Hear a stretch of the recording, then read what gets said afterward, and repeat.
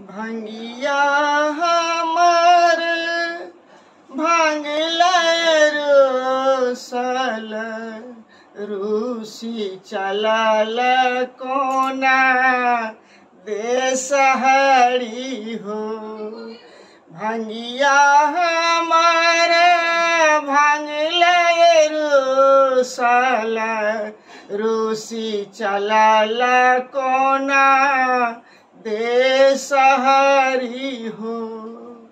कार्तिक गणपति झगड़ा के लानी ताहिल यरूशलेम हे सहरी हो।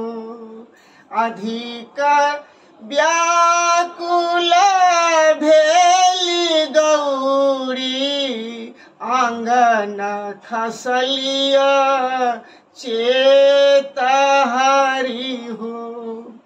पूछथि सखी सब कौन रंग छथि कते हुनक उमेर हरि हो। कते हुनक उमेर हरि हो।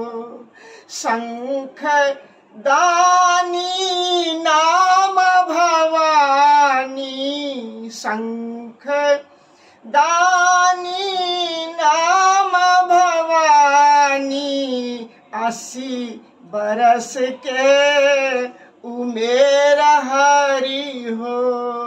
80 बरस के मेरा हरि हो। भनहि विद्यापति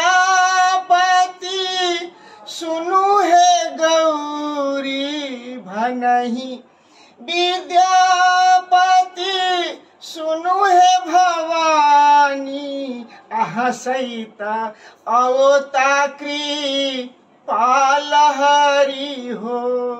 हसैत अवता कृपाल हरि हो। हसैत अवता कृपाल हरि हो।